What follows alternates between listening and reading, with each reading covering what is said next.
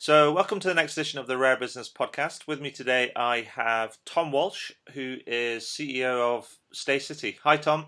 Hi, Adrian. How are you? I'm very well, sir. How are you doing? You all right? Good, thank you. Yes, very good. So, Tom, for the benefit of our listeners and readers, can you tell us a bit about you and about the work that you do? Sure, yeah. Well, my job-wise, I'm CEO of Stay City and co-founder, I guess. Stay City is a service department operator, Uh-huh. primarily in Ireland and the UK, even more primarily in the UK, Uh-huh. but with an intention to expand into mainland European cities in the next 5 years of our business plan. Okay. So, Tom, you you don't actually have a background in hospitality or service departments and things. I mean, if I'm right, you used to work for Loctite. Is that right? That's right. Yeah, I did. I did a degree in engineering and a master's in business, and I spent more than 15 years working in Loctite in their manufacturing headquarters in Dublin, Uh-huh. and that's where I guess where I got my managerial experience, if any, and Right. where I did my training how to work in the big bad world. But I guess I always wanted to work for myself and sometimes describe myself as a frustrated architect. So I Right. liked property and all that kind of stuff, and began with a single service department, kind of accidentally. But I suppose none of these things are really by accident, and we were kind of bowled over by the number of inquiries and bookings we received. This being we being myself and my brother at that time, and then we decided to set out a little business in terms of service departments in Dublin. And I guess our original business plan envisaged moving into European cities, UK and European cities, and that's something like what's happened as we've been at this for a few years now. Okay. It seems to me that there's almost by accident as well. There's a theme developing in this the series of interviews that I'm doing because I recently spoke to a chap who is runs a brewing company, and he's not doesn't have a background in brewing. He has a background in quantity surveying. So I Oh, mean, he struck it lucky, a brewing company. I think he might do. I think you might say that you struck it lucky because you probably got your holidays set for the next few years. Maybe. But do you think not having a background in hospitality has that been a hindrance or a help to your success? Do you think? Good answer, like a politician. I mean, honestly, I think it's a bit of both. We had to learn the hospitality stuff the hard way, and I guess if I'd have come from the industry, some of the things that I now know would have been, we would have known an awful lot earlier or a lot better. Uh huh. Um, and that would be around the whole economics, let's say, of how properties work, and the need to have scale and things like that. Right. I guess on the good side, though, probably maybe the naivety with which we entered the business, thinking that it was reasonably simple, and having come from a fairly high-tech business, we would have had difficult problems to solve in the past and all that kind of stuff. So probably we thought we were well set up to get involved in this business. I think the engineering type discipline and the operations type discipline, sticks to you, or it's of benefit when you get into a business like this, or any business, I guess. So a bit of both probably is the true answer there, Adrian. Okay. Brilliant. But you're also entering an industry, or you've entered an industry and doing really well. But it's an industry that's typified by, well, I mean, an industry. So the hospitality and accommodation industry has been typified by a lot of innovation in the last few years in terms of new service departments, networked sort of accommodation, sort of sharing with people like Airbnb and all those sort of people entering, and as well as big hotel players sort of innovating around their model, and then new players coming into it. I mean, what do you think's behind that? I mean, is it just because it's an industry that's ripe for innovation, or is it just ripe for just people want different things? Yeah, there are a couple of very big kind of movements going on, in particular now in Europe in the whole accommodation sector. One is the big established hotel brands. Uh huh. They're trying to emulate what has been done in the US. 70% of the hotels in the US are parts of big brands. Yeah. It's only 30% in Europe. So they're trying to win market share by converting over unbranded properties over to the big famous brands that we all know so well. Uh-huh.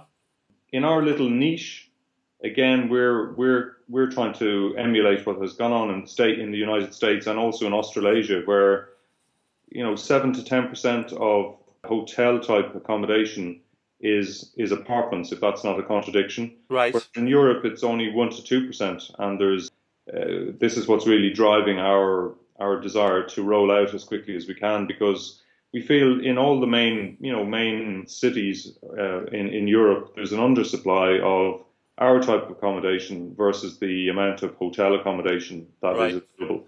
And everywhere we open, we feel that by just being quite full everywhere we are. I mean, it's a competitive landscape in terms of pricing, but we feel there is an undersupply for service departments, and especially guys who do it a bit more professionally, maybe with 24-hour reception and that kind of a setup. And we hope we're in that, let's say, in the vanguard in Europe in terms of trying to provide this to our customers. That's excellent. I mean, you sort of touched on it there because it seems to be that in this type of industry, that the actual product in of itself, it can be in danger of becoming quite, if you like, commoditized quite quickly. But it's the service that you provide that sort of makes you stand out in many respects. So, I mean, how have you made sure that your customer service is as good, if not better, than other competing organizations? I guess what we do is we measure intensively. So every single week we would have two customer service reports pasted up on every notice board in the company. So both at the 13 properties that we own, but also at head office. Okay. We measure our internal customer feedbacks, and we measure what's being said about us on the likes of TripAdvisor, Booking.com, Expedia, and all of those online travel agents. Uh huh. So we measure those, and we under the traditional factors like location, friendliness of staff, cleanliness, value for money, and a number of other factors. And then we quite intensively try to drill down to see what did we do that wasn't quite right, what could we do to make it better, and try to instill a continuous improvement kind of Okay. philosophy in that Right. regard. And we've had good success with it, and we've still more road to travel in terms of getting it right. You're never quite happy where you are, but I suppose that's our main, in terms of the customer service end, that's our main modus operandi. We quite intensively track it and try to, put in place small improvements to make it better for the next time. Excellent. And correct me if I'm wrong, you're also, as part of your expansion plans, you're going to do that by direct expansion yourselves, but also by through franchise developments as well. And I think you've got your first franchise in Amsterdam. Is that right? Yeah, we have a franchise type arrangement in Amsterdam. In terms of growth for our business, we would like to see it coming in a number of different ways. One is through property ownership, which Uh, we've none of that at the moment, but we would like to do some of it in right. the next 5 years.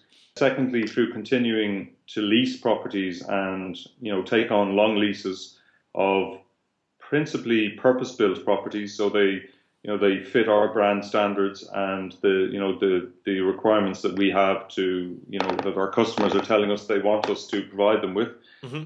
And thirdly, through management contracts and franchises. So we would like to grow that side of our business. We've always felt to be credible as somebody offering a management contract or a franchise, you have to have a bit of scale and a bit of track record. Right. And I think we're about there now. And I think over the next few years, we would like to have a bit of a better business mix in terms of leases, ownership, franchises, and management contracts. Okay. Um, And is when you take on the franchise opportunities, is that or new franchisees?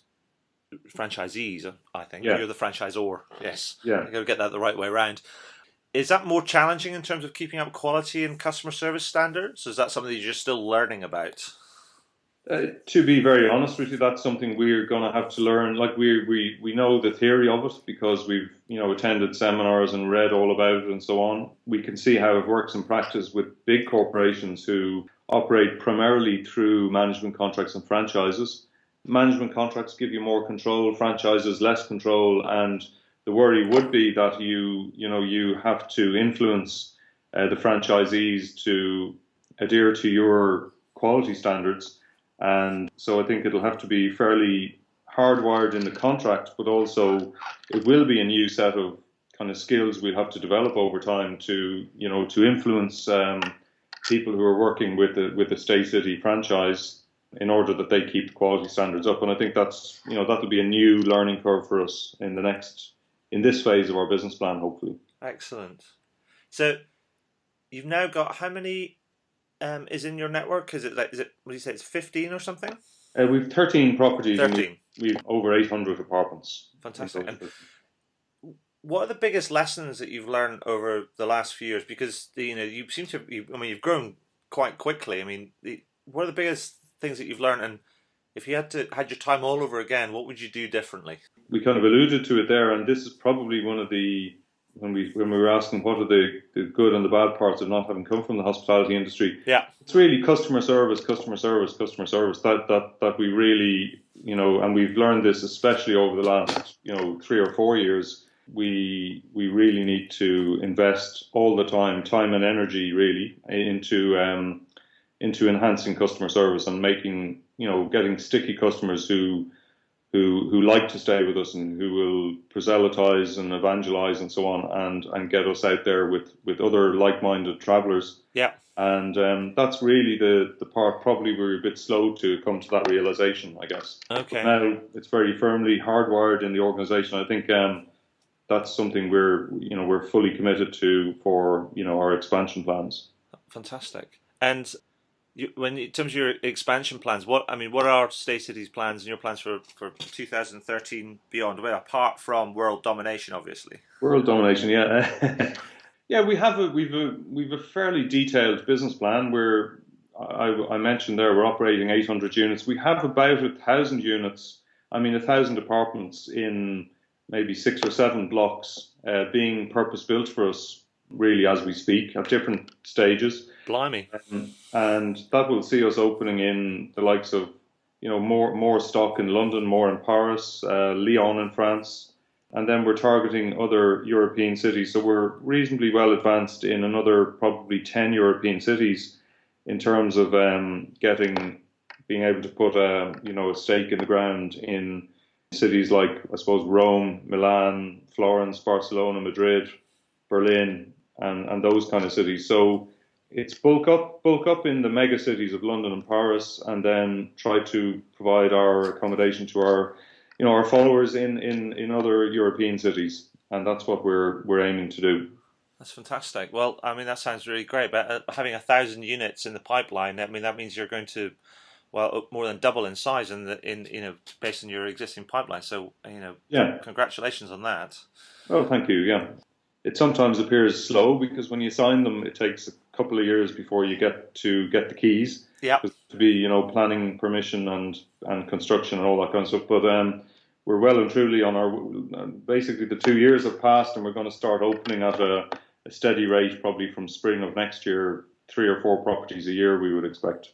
Wow, fantastic. So, Tom, is there anything else that you'd like to add, or top tips that you've learned as part of your Stay City journey, for top tips you'd like to share with our readers and listeners about things to do if they're thinking about starting up and then growing and scaling their businesses, and just something that you wanted to share with them? Other than to say, like, really, I suppose, like the well-worn adage, like, it's probably, is it 99% perspiration and 1% inspiration. Inspiration.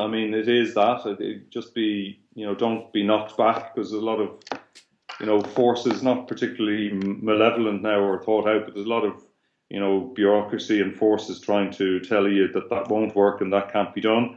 Just to stick with it and go for it, and I think it can be done. Your aspirations and your intentions for your business can be realised. The value of having a very strong team behind you, of course.